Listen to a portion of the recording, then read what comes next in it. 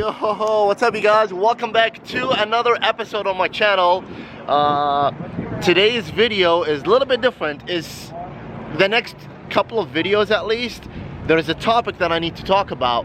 And with me talking about it, I'm just gonna go ahead and vlog along the day. Dang, that C6 sounds nice. And the 570S. So, we're here in Scottsdale, Arizona, obviously, at Penske Cars and Coffee, at Lamborghini, Ferrari, Maserati, Scottsdale, with my car. But today's video, you see the title, you see the thumbnail. I still need to get a thumbnail. But, yes, what don't you see here? That's right, hypercars. Hypercars are not here. There's a reason why, and we'll get into that. But I'm waiting for a friend of mine, or on a friend of mine, and we're going to another, this is just a pit stop real quick, but we're going to another Cars and Coffee after this. It's just down the road. New dealership opening. Check this out, Aston. Very cool with the door, how it kind of swerves up like that. But yeah, why there is no hypercars here? Because I come to the conclusion after over a decade hanging out with exotic cars, because that's what I love, or supercars. It's just everybody who has a hypercar, they do drive it, but they don't drive it a lot. However, they have supercars and they drive because it's cheaper to drive a supercar, something like that, like a 458 rather than a LaFerrari. You can get one of these for $250, mint condition 458. You can get a LaFerrari, they're between $5 and $6 million. It depends on if it's a Perto or not. And sorry for sun, the sun is really out today. Literally perfect weather, no clouds, no wind, just literally perfect.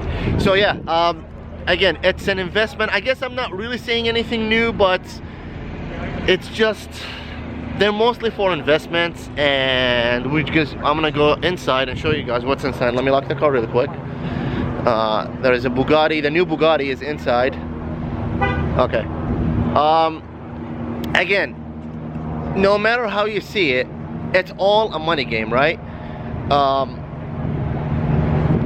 At the end of the day, people get those things, they make a ton of money on them, and for me, I'm driving any car. If it's an F1 McLaren, it doesn't matter. Actually, Bugatti's a little bit down the road, but I'll show you guys what's here real quickly. A Revolto 720S Spider, 296 GTB, STO, 720. So, yeah, this is Aston here.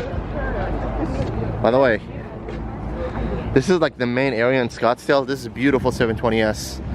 Again, it's cheaper to, and these are a lot of fun. Like a supercar is like, especially this is like a hypercar performance for, and the Revolto and the new ZR1X. It's hypercar performance without paying hypercar money. And not everybody can afford, first of all, a hypercar. Not everybody willing to lose $100,000 for driving it like 1,000 miles. And, you know, you still can modify hypercars. You can send it to the factory, you can wrap it, you can lower it, you can do wheels and all that stuff. It's not, I'm saying you can't modify it, but it's just, they're limited, and there is a reason why they're limited. They're for the 1% of this world. Some people do drive their hypercars. I've seen an Enzo with almost 100,000 miles. There's a Veyron with like over 30,000 miles. Again, but you lose so much money. At the end of the day, these people, is it open? No, Bugatti's not here.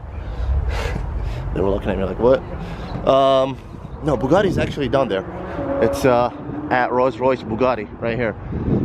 We'll see if it's here still.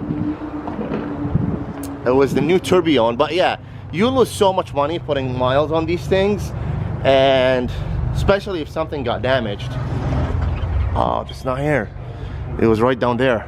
This is Rolls-Royce.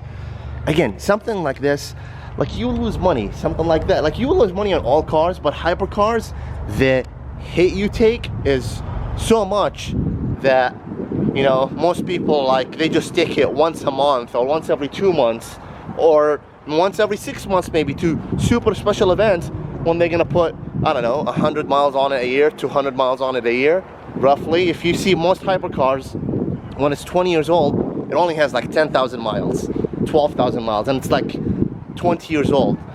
Some of the older F40s, F50s, or Enzos, they're like 30 years old now almost.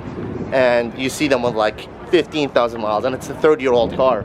So, yeah, it's not, they never get driven.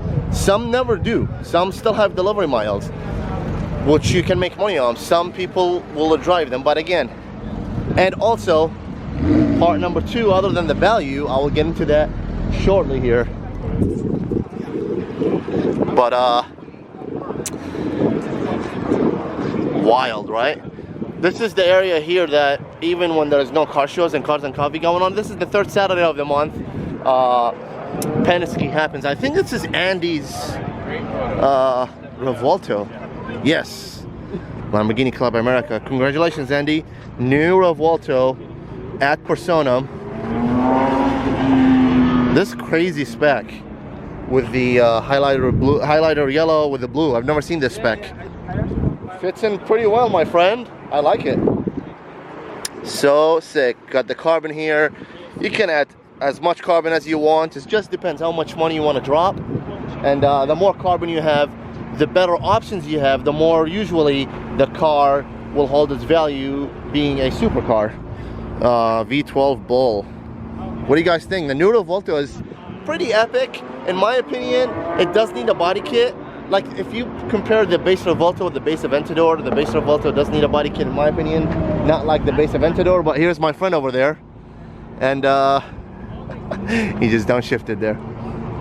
Yeah, let's see what do we get into today. Stick around. Part 2 coming on why hypercars, other than depreciating money when you put miles on it, why they're unfortunately unreliable.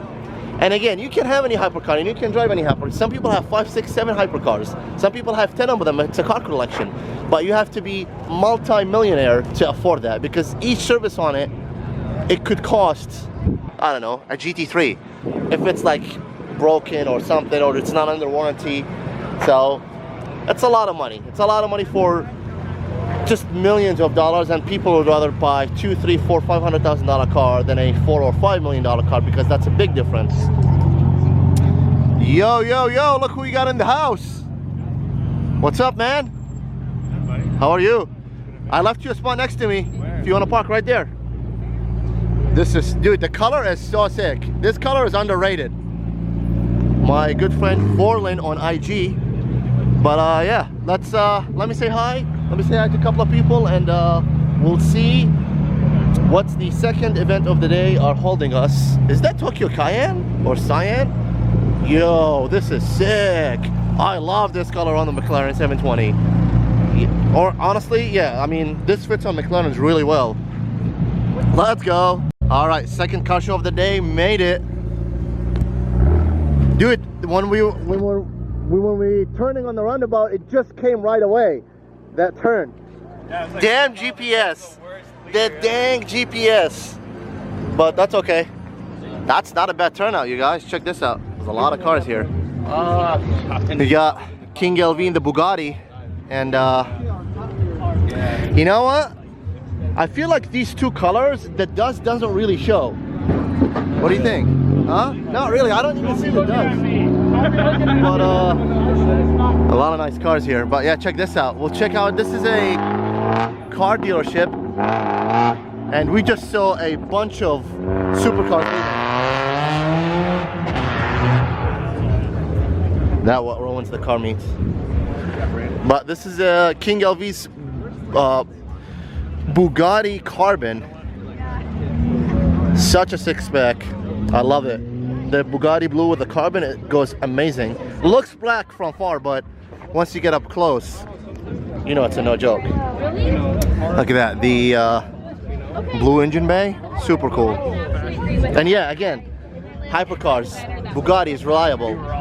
And excuse my shitty parking. But again, you know, like, number one, we said depreciation. Number two, service maintenance. If you don't have warranty or something went wrong, but most of the time people have warranty on those, and if you don't, something's gonna go wrong, and can't talk, and it's gonna be a lot of money. And third, when you modify them, the kind of value depreciates too. That's why people only do wheels, wrap.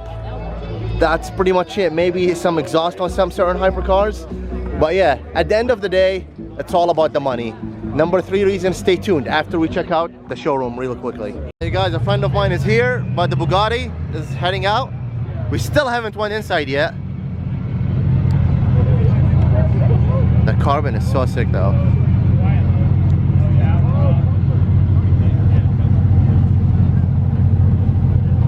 See, every hypercar, like a lot of cars these days, they need an exhaust.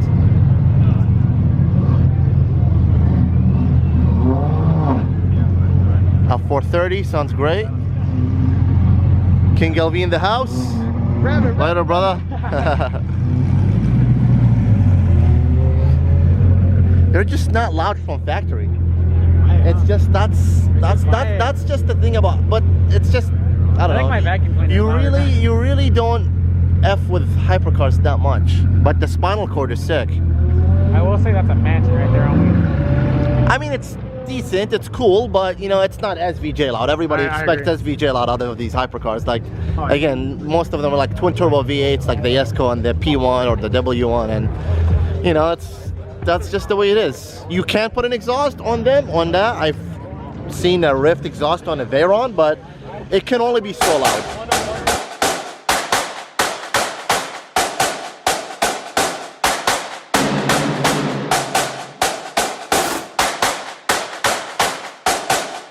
We got a good friend of mine in Vorland, but yeah, you guys, that is it. Like, at the end of the day, hypercars, it will even more, like, if people seen a lot of Lambos and McLarens or wherever, you know, like, not everybody gets crazy because there are a lot of them out there, and like in Miami and Scottsdale. Hypercar does have its own weight, and it will always attract more than a Huracan or like any F8 or anything like that. But again, some people don't even want hypercar attention. Oh, so much fun.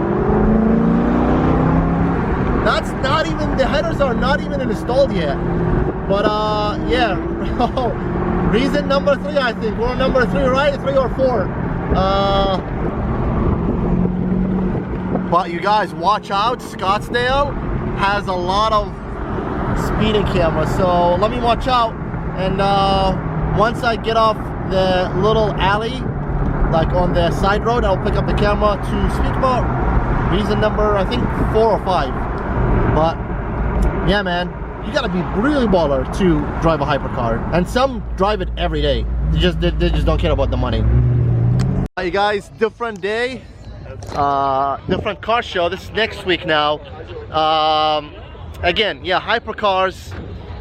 If you see the recent auctions, that 918 Spider, the orange one, sold for $6 million. If I can put a photo, I will insert it here. Actually, check this out. A Ferrari TDF. These limited cars are just going insane. Like, check this out. $4 million on a TDF. Like, the hypercars tripled from their original MSRP, from whether it's 5 years old or 10 years old. It's just absolutely insane. And again, supercars, all the cars got up so much money, and that's why people, the cars that you actually can make money with is the 992 GT3 RS, because the updated one should be turbos, or will be turbos allegedly. The SVJ, like, nobody wants a Revuelto or a Temerario. Yes, there may be faster or better driving cars, but it's talking about the NA era, the 458, the SVJ, the Huracan, anything from the era. That's just what people want. C7 ZR1 manual. Like, nobody wants the new ZR1, you know. Well, no, nobody. A lot of people want it, but then there's some people want the manual. But again, we're keeping it only hypercars, and the you can buy for one hypercar, like a Bugatti Chiron, you can get a $3 million. How many supercars you can get for $3 million? You can get a car from Porsche, a car from McLaren, a car from Lamborghini, a car from Ferrari, a car from Aston, and you can get a Corvette and probably a Viper. That's 6-7 cars for the price of one hypercar. So comment down below, what would you like to get? 6-7 supercars or one hypercar? I think I'm gonna have to go with the 6-7 supercars and have them completely crazy modified. So with that being said, yeah, hypercars, I just don't see, I don't care what it is and I don't care how limited it is, but once something doubles its value of the MSRP, not the base MSRP, but for example, if something is $1 million exactly, like that orange 918, it was $1 million at the window sticker, and it's 4x'd it, even at double at 2 million, I just don't see the value. It's just so, like, long story short, hypercars is for investments. Like, that's what I came to be. People take them out at big shows to brag, and that's about it. So with that being said, thank you guys so much for watching. I'm gonna enjoy the rest of this car show here. Just wanted to finish this video off. I did not want to finish it at home, boring in the garage. Subscribe, hit that thumbs up, let me know what you think, and other than that, I will see you on the next one. Later.